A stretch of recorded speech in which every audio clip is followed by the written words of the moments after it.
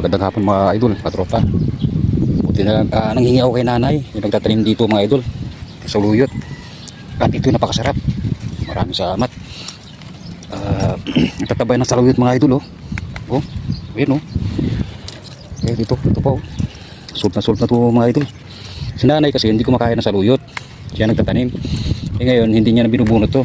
Kasi may concern na ano dito na huwag daw bunutin yung yung saluyot mga idol. Kaya ang ginawa ni nanay, hindi niya na binubunot. Kaya dami mga idol na tropa, tabi-tabi po. Meron pang pakwan si nanay dito, oh, mga idol. Kaya kukuha tayo, napakarami dun mga idol, dun banda. Napakasipag ni nanay. Binigyan ko si nanay ng abono para suporta dun sa pananim niya. Kaya hinihingi nanay yung parang liquid mga idol. Kaya dito tiba-tiba sa gulay mga idol. Ito naman nagtatanim na naman si nanay rito. Pangkalahatan to, pwede niya magano. Siwagay kakahawa naman. Baka mabibigyan din natin siya ng puting pera pag may airtime mga idol. Kaya pinakatulong na lang natin sa kanya. Kaya nang-harvest na rin siya kanina. Kaya ginagawa ko yun, kumuha muna tayo mga idol. Ito kasi paborito kasi namin to, saluyot mga idol. Yan, dami dito mga idol, pati nga doon meron. Yan, dito muna natin ilagay. Pasok natin mga idol ha.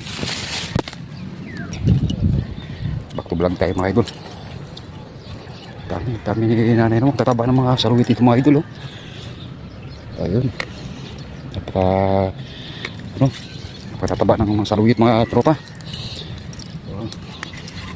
Ito may kulitis mga idol, oh.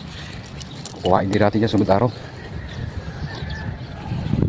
Tabi-tabi po, pakihingi lang po. Yan, daming ni nanay ito mga tropa. Meron nga sa akin ibibigay mga idol na palaya. Nag-harvest pala si nanay, may pagbibigyan siya. Eh sabi niya sa akin kung gusto ko raw. Kaya sabi naman nila nakakaya naman, sige yun ay, walang problema. Ito manghihingi tayo rito mga idol, oh. Baka maunahan tayo mga idol.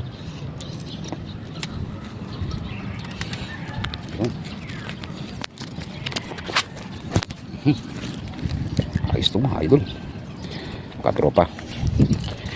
Paring Marlon mahilig din sa gulay, eh.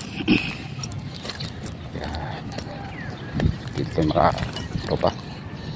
So, cut muna natin ito ha. Ito yung mga idol, si nanay mukhang masungit lang, mabait talaga. Kaya